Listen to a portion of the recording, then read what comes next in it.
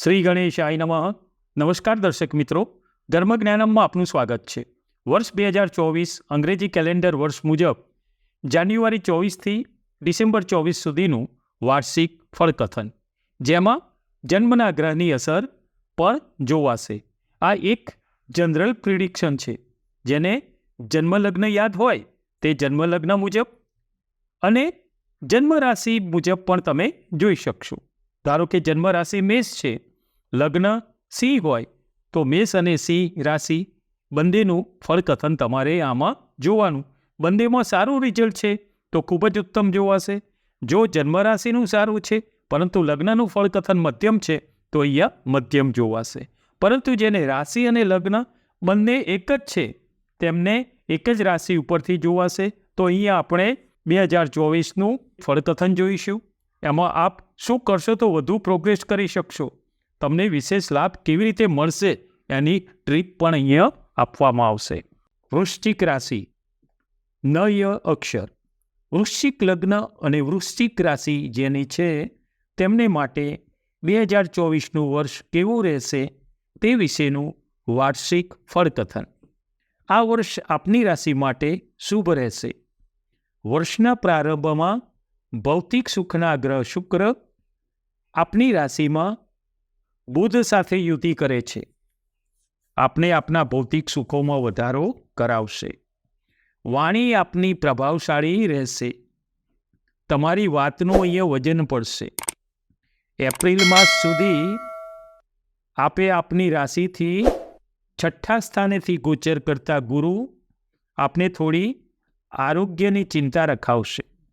સાથે સાથે તેમની શુભ દ્રષ્ટિ પિતા અને કર્મભાવમાં પડતા પિતા સાથે સહકાર મળી રહેશે. પિતાનો સાથ સહકાર અહીંયા તમને મળશે. તમારા હાથે શુભ કર્મો થશે.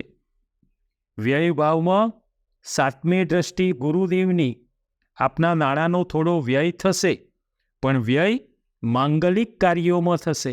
શુભ કાર્યમાં નાણાં વપરાશે, જેનાથી મનમાં આનંદ થશે.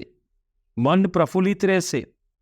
ખર્ચ થવો તે સારું નથી, પરંતુ ખર્ચ સારા માર્ગે થવો, માંગલિક કાર્યોમાં થવો એ ખૂબ જ શુભ ગણાય, એ સારું ગણાય. વિદ્યાર્થીઓ માટે આ સમયે આપની રાશિથી 5મા વિદ્યાસ્થાને મીન રાશિમાં ગોચર કરતા રાહુ તમને વિદ્યાભ્યાસથી થોડો અણગમો ન કરે તેનું ધ્યાન રાખવું. મિત્રતામાં તમારે ખાસ ધ્યાનમાં રાખવાનું.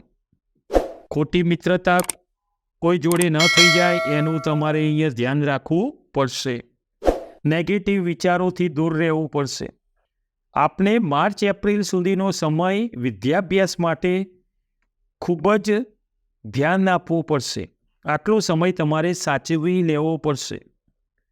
શક્ય હોય ત્યાં સુધી મોબાઈલનો જરૂર પૂરતો ઉપયોગ કરવો. સમય ખોટી રીતે વેડફાઈ ન જાય તેનું અહીંયા ખાસ તમારે ધ્યાન લેવું પડશે. સ્ત્રીઓ માટે આ સમય એકંદરે સારો જોવાશે. અહીંયા થોડીક માનસિક દ્વિધા રહેશે. તમને સમયની રાહ થોડી જોવી પડશે, કારણ કે આપની રાશિમાં શનિદેવની ઢૈયા ચાલી રહી છે. ગુરુ મહારાજ મે મહિનાથી વૃષભ રાશિમાં ગોચર કરતા તમને તમારા કલત્ર સ્થાને જીવનસાથીના સ્થાનેથી ગોચર થતાં અહીંયા તમને અવિવાહિત માટે અહીંયા આ સમય શુભ રહેશે. જેના લગ્ન ન થયા હોય એના માટે આ સમય પિરિયડ બહુ સારો છે. પ્રેમ સંબંધ અહીંયા તમને વડીલોની સંમતિ મળવાના યોગો બનશે અને તમારા લગ્નની જે તૈયારીઓ છે એમાં માંગલિક કાર્ય અહીંયા પૂર્ણ થતા જોવાશે. દાંપત્ય જીવનમાં અહીંયા તમને મધુરતા જોવાશે. જીવનસાથીનો સહકાર મળશે. રાહુ મહારાજ આખા વર્ષ સુધી તમારી 5મી વિદ્યા સંતાન સ્થાનેથી ગોચર કરશે. મીન રાશિના રાહુ મહારાજ જે તમને આપના સંતાનને લઈને થોડી કાળજી લેવી પડશે. સાવધાની રાખવી પડશે. સંતાન પર કોઈ ખરાબ સંગત ન થઈ જાય એનું તમારે ધ્યાન અહીંયા દોરવું પડશે. એ કોઈ ખોટી વ્યસન એને નથી કે ખોટી લત નથી થઈ તેનું પણ અહીંયા તમારે ધ્યાન દોરવું પડશે. કારણ કે વ્યક્તિ ખરાબ નથી હોતો, સમય, હાલત અને તે સમયની ચાલતી દશાઓ તેના વ્યક્તિત્વ ઉપર, એના માનસ ઉપર અસર કરતી હોય છે. આપના સંસ્કાર અને આપના પ્રેમથી સમજાવવાની પદ્ધતિને લીધે સંતાન તમારું ધાર્યું પરિણામ લાવવામાં પ્રયત્ન કરશે. નોકરિયાત માટે આ સમય તમને ઉપરી અધિકારીથી થોડું પ્રેશર મળશે, પરંતુ તમે એપ્રિલ મહિના સુધીનો સમય પસાર કરી લેવો જોઈએ. પછી મે જૂનથી તમને તેમાં બદલાવ થતો જોવાશે. વ્યવસાયમાં તમારે આ સમયે ઉતાવળિયો કોઈ નિર્ણય લેવાનો નથી, કેમ કે શનિદેવની દયા તમને અમુક સમયે ખોટા નિર્ણયો લેવડાવશે. પરંતુ જોઈ વિચારીને કોઈની સલાહ લઈને તમારે આગળ વધવું. તમને તમારા માટે આ સલાહ ફાયદાકીય રહેશે. તમારે અહીંયા માર્ચ એપ્રિલ પછી પરિવર્તન યોગ નોકરી કરતા માટે જોવાશે. અહીંયા ઋણમાંથી મુક્તિ મળે. અહીંયા તમને કરજામાંથી રાહત મળતી જોવાશે. આપને માટે ચોથા માતા મિત્ર અને વાહન સ્થાનેથી ગોચર કરતા શનિ મહારાજ તમને તમારા માતાના સુખમાં વધારો કરાવશે, તેમજ મિત્રોનો સહકાર મળી રહેશે. નવું વાહન લેવાની ઈચ્છા આ સમયે તમારી અહીંયા પૂર્ણ થશે.